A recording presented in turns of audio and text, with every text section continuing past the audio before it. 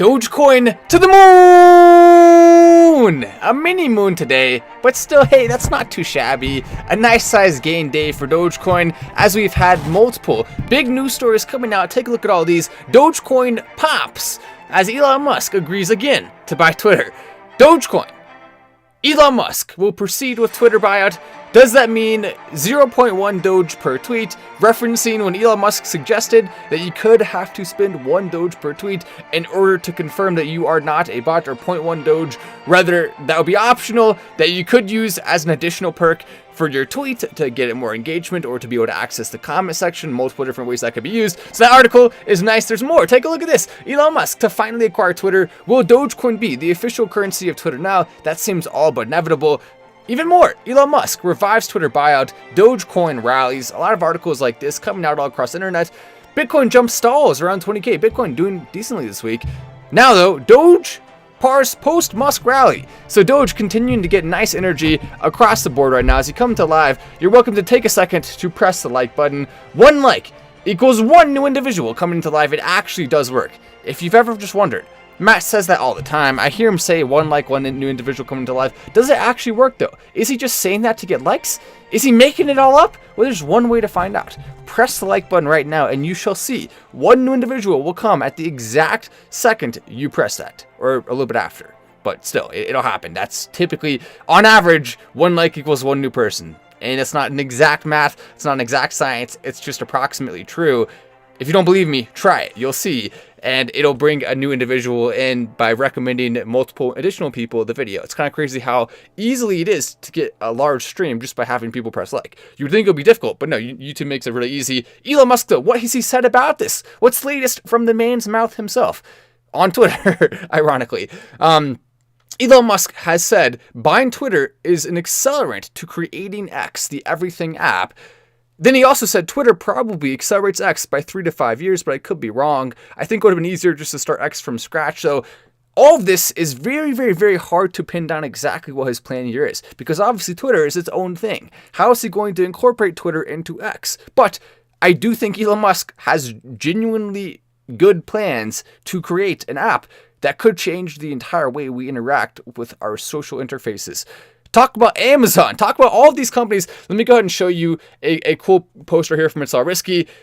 Bitcoin, Dogecoin, Cash App, Tesla, Facebook, Instagram, Snapchat, TikTok, all into one through the platform of X. WeChat has already done something similar in China. The difference is with WeChat, you have the crazy communist bastards over there in China in the government who are controlling everything you do. That's right, I said you're a bastard. What are you going to do about it? You can't do crap. I'm in the USA. Take that, Chinese government. You don't even understand what I'm saying because you speak Chinese probably. So I'm very protected. Wow, what courage it takes to call out the Chinese government when they literally can do nothing to me. That's sarcasm, by the way. I mean, it's easy to call them out. I mean, I'm actually surprised there's not more people calling them out. Somehow it seems like some people are scared to do that. Why? Call them out. They deserve it. Chinese government, you need to do better, period. Now, the U.S. government needs to do better too, but at least the U.S. government doesn't do extreme communism. I mean, for goodness sakes, that's not good. Communism is bad.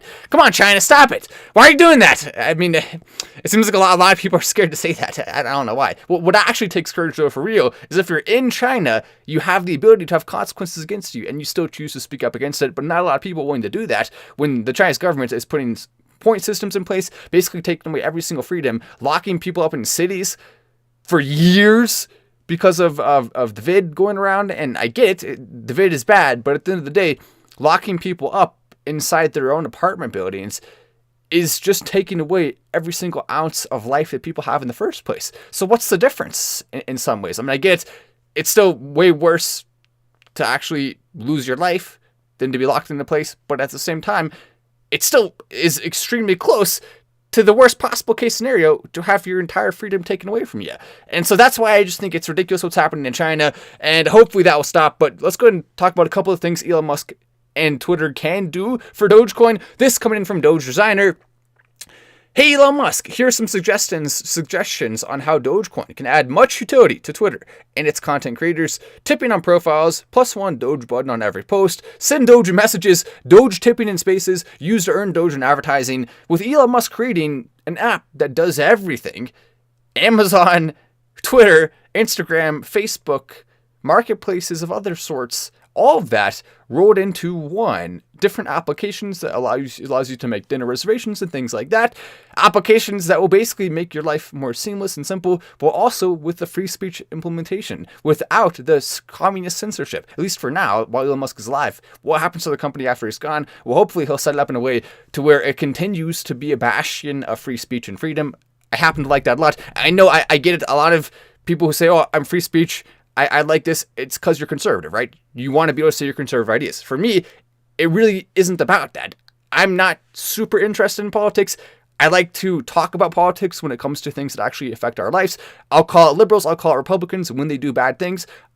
Sometimes, I don't do this as much, I'll be honest, but sometimes I'll give credit when liberals or Republicans or whoever does a good job in the government and actually does things that take the steps in the right direction. I don't care what party is next to their name. If they do something good or bad, they're going to have a consequential response as a result of that. But when it comes to free speech, I just simply think people's qualities of life goes up. For example, if you're a Democrat, you should want free speech, because if people in power are using that free speech to stop free discourse, then Democrats will be worse, right? If they have pressure on them from people calling them out, then that will cause them to be better. So Democrats being better, that's a good thing for everyone. Because if Democrats win, then we will have a better government in place than we would have had otherwise. And for conservatives, the same thing. Conservative politicians need to be called out just as much as liberal politicians need to be called out when they do bad stuff.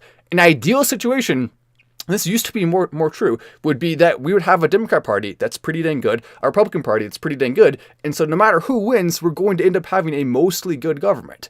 That is what we want to strive towards, and perhaps Elon Musk, by unlocking free speech, could get us closer to that. So at least we'll hope and we'll dream. Maybe it won't happen, maybe it's too crazy, maybe we can't take on the entire world, but if we can just dare to dream, anything is possible, and I certainly hope that that could happen one day. October's a crazy month, says our girl. Approximately when Dogecoin is going to start moving? Yeah, that's a good question. We've obviously seen, because of the market, a nice, sustained period of lower energy for Dogecoin. But at the end of the day, low energy periods do not last. Everyone knows the cycles will move on. They will continue, and we will see another crazy run for crypto, and Dogecoin will, of course, benefit massively from it. Just wait until that happens. That's all I have to say about that.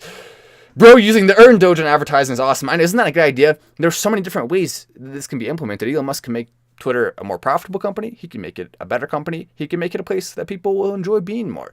And if someone tries to create a competing social media app, well, at the end of the day, they'll face the same challenges that other people who have tried to do that have faced. And so it's an uphill battle for anyone trying to compete, which is not necessarily a good thing in many contexts. But in this one, I actually do trust Elon Musk to do the right thing here. If it was any other, and I know it's kind of hypocritical, right? Because if it was a different billionaire that was buying a social media platform, I would probably say, hey, that's not okay. We don't want that power to be in those concentrated hands. So it really just comes down, let's be honest, to who we trust or who we don't trust to run these platforms. And I think Elon Musk is someone we can trust. He has shown indications that he will be trustworthy when it comes to this. Now, he's not perfect. He'll say things that are controversial sometimes, but that's okay. That's what humans do. At least he's willing to actually tell us what he thinks. At least we know what he thinks. A lot of people hide their thoughts and hide their opinions. And so would you rather have someone doing that who's controlling one of the largest social media platforms? Or would you rather have it someone who actually is willing to be upfront and transparent? I also tweeted this out. Elon Musk is going to make Dogecoin the currency of Earth. You heard it now.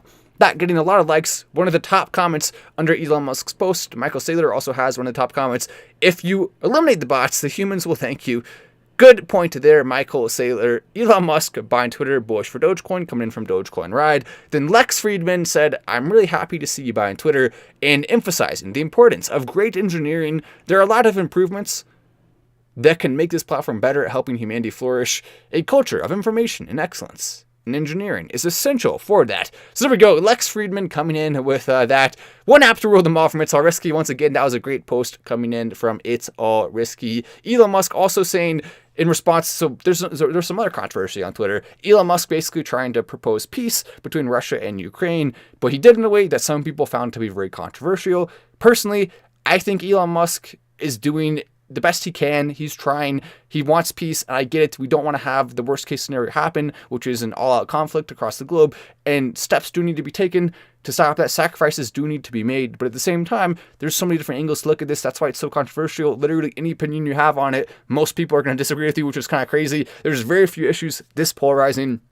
Very few issues this hard to grasp and this hard to actually contemplate, but there are a few facts that need to be put out there. The first one is that Elon Musk is absolutely not pro-Russia by any means. Elon Musk has been sending Starlink satellites, Starlink terminals to Ukraine. He's been trying to help to the best visibility, and so it does seem quite weird that some officials within Ukraine, some Ukrainian ambassadors and people high up in the government, even the president of Ukraine, respond to Elon Musk. And they all seem to be kind of hating on him after all he's done for them, just simply because he proposed one possible solution. Now you could argue, okay, maybe that solution is not the right one. Maybe you need to go a different path. But at the end of the day, that doesn't make Elon Musk a bad guy or pro-Russia. So it's kind of crazy that people are even saying that. He also was hit saying the government paid for the Starlink terminals. They paid for a small amount. Elon Musk and SpaceX actually ended up paying a heck of a lot of money, around 80 million that they have lost in doing this help to Ukraine. So they've made a huge sacrifice to help, and they're not even profitable yet. So it's very, very, very admirable, I think, that Elon Musk could do that. David Sachs says the fact that Elon Musk could be attacked as pro-Russian merely for suggesting of one possible peace deal, even though he gave Starlink to Ukraine, shows how warped the intolerant the public conversation has become. That's a fact. But at the end of the day, people are allowed to say what they want. It is what it is. And so I just certainly hope people will base their thoughts off of facts. It's not going to happen on Twitter, unfortunately, that much. But, you know, it is what it is. Kyle S. says, Matt, will you dress up as a Doge on your stream for Halloween? Oh, I like that idea. That's a very good idea, Kyle S. I just need to find a way to procure a Doge costume. I'm sure I can find one. I'm sure someone can help me out with that. Anyway, I'm Matt Wallace. I like the idea.